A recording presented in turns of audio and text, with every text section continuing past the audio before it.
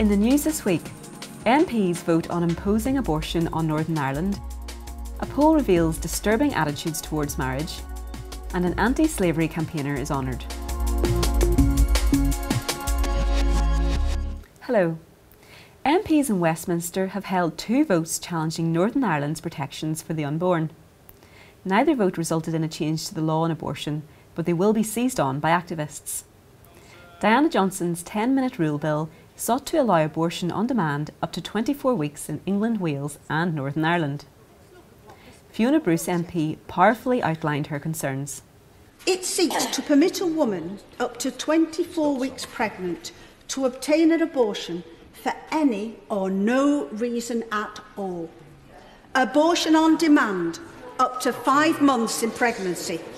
We already have some of the most extreme abortion laws in the world. This would make them even more so. And there is no public call or appetite for this whatsoever. Indeed, the opposite. There is clearly very grave public concern. Apart from Brexit, I've had more cards from constituents asking me to vote against this 10-minute rule bill than on any other issue in this Parliament. Separately, Stella Creasy and Conor McGinn then tabled amendments on same-sex marriage and abortion. Clerks in the House of Commons ruled their amendment was outside the scope of the bill. This meant MPs did not even debate it. But their amendment on guidance for the issues was debated and passed. Simon Calvert explained the impact of the votes. So what we saw on Tuesday was that the House of Commons passed a 10-minute rule motion. It was an expression of opinion by a couple of hundred MPs that they want abortion legalised in Northern Ireland, but it doesn't have any legal impact. On Wednesday, what pro-abortion and pro-gay marriage MPs wanted was a law directing the Secretary of State to legalise abortion and gay marriage in Northern Ireland. They didn't get that. The Commons authorities ruled that that amendment was outside the scope of the legislation. But what they did get instead was an amendment requiring the Secretary of State to issue guidance about same-sex marriage and abortion in Northern Ireland. Now that could be problematic in the future, we'll have to wait and see, but it's a lot less than they wanted, and so we can give thanks for that at least. A Comres poll has revealed that 1/4 of 18 to 24-year-olds support the idea of temporary marriage contracts. The poll also found that 32% of young people supported polygamy and 30% favoured fluid arrangements. Colin Hart, chairman of Coalition for Marriage, which commissioned the poll, said young people believe getting married should be similar to buying a mobile phone. A time-limited agreement that at the end both parties can choose whether to downgrade, upgrade or continue on a regularly renewable basis. Another part of the research uncovered that a majority of people oppose allowing children to self-define their gender. Just 1/5 thought they should be able to.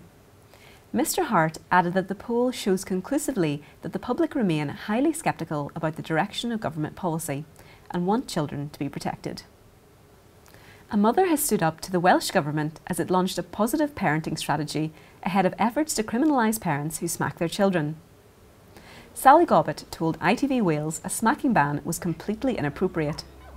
She was speaking following the launch of the Parenting Give It Time campaign, which was described as patronising by campaigners. It followed concerns in Scotland that the committee scrutinising the proposed smacking ban is biased. MSPs considering the bill will be led by SNP MSP Ruth Maguire. She is the daughter of Green MSP John Finney, who drafted the bill. And finally, one of the men who fought to end slavery has been honoured with a memorial plaque. Zachary McCauley was born in Inverary in 1768. Aged 16, he left Scotland for Jamaica, where he became an overseer at a sugar plantation. There he was confronted by the reality of slavery, but he grew indifferent to the terrible situation. After returning to Britain, he became a Christian through the witness of Thomas Babington, a member of the anti-slavery Clapham sect. Macaulay then became governor of Sierra Leone before witnessing a slave ship firsthand. He used this extraordinary experience to support abolitionists during the parliamentary inquiries. He died in 1838, 5 years after Parliament finally voted to abolish slavery in British territories. Well, that's all for this week. For regular updates and information on all of our stories, plus much more, visit our website at christian.org.uk. Until next time, goodbye.